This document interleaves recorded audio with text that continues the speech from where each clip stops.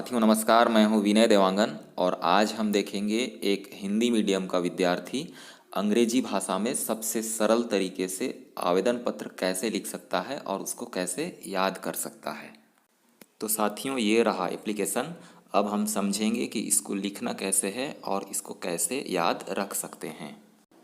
तो चलिए शुरुआत करते हैं और सबसे पहले लाइन में हम लिखेंगे टू, उसके ठीक नीचे लिखेंगे द हेड मास्टर या फिर प्रिंसिपल। अगर हम प्राथमिक या फिर माध्यमिक विद्यालय के लिए एप्लीकेशन लिख रहे हैं तो लिखेंगे द हेड मास्टर, और यदि हम हाई स्कूल या हायर सेकेंडरी के लिए एप्लीकेशन लिख रहे हैं तो लिखेंगे द प्रिंसिपल। द के ठीक नीचे से लिखना प्रारंभ करेंगे हम स्कूल का नाम, उस स्कूल का नाम जिसके प्रिंसिपल या फिर हेड मास्टर को हम लिख रहे हैं छुट्टी के लिए आवेदन पत्र। यहाँ पर उदाहरण के तौर पे मैंने लिखा है गवर्नमेंट यूपीएस न्योता। अब हमको लिखना है साथियों सब्जेक्ट, और सब्जेक्ट प्रारंभ होगा टू के सीधे वाले लाइन से, और सब्जेक्ट में लिखेंगे an application for leave. Subject माने विषय, एन मतलब एक, एप्लीकेशन मतलब आवेदन पत्र, फॉर मतलब के लिए, और लीव माने छुट्टी। एन एप्लीकेशन फॉर लीव मतलब छुट्टी के लिए एक आवेदन पत्र। अब हमको लिखना है रेस्पेक्टेड सर या रेस्पेक्टेड मैडम, और रेस्पेक्टेड लिखना प्रारंभ करेंगे द के ठीक नीचे वाले लाइन से। रेस्पेक्टेड का मतलब होता है आदरणीय। जैसे हम हिंदी में एप्लीकेशन लिखते हैं तो वहाँ पर लिखते हैं आदरणीय महोदय या आदरणीय महोदया, तो वैसा ही रेस्पेक्टेड सर या रेस्पेक्टेड मैडम का अर्थ हुआ आदरणीय महोदय या आदरणीय महोदया। अब हम यहाँ से लिखना प्रारंभ करेंगे आई बेग टू से। आई मतलब मैं, बेग माने प्रार्थना करना, टू से मतलब कहना, दैट माने कि। मैं प्रार्थना पूर्वक कहता हूँ कि आई हैव एन इम्पॉर्टेंट। अगर आपको इम्पॉर्टेंट शब्द लंबा लगता हो तो आप उसके स्थान पर अर्जेंट भी लिख सकते हैं, दोनों में से कोई एक शब्द लिखना है। I have an important work at my home. I मतलब मैं, हैव मतलब होना, एन माने एक, इम्पॉर्टेंट मतलब जरूरी, अर्जेंट मतलब आवश्यक, वर्क माने काम, एट माई होम मतलब मेरे घर पर।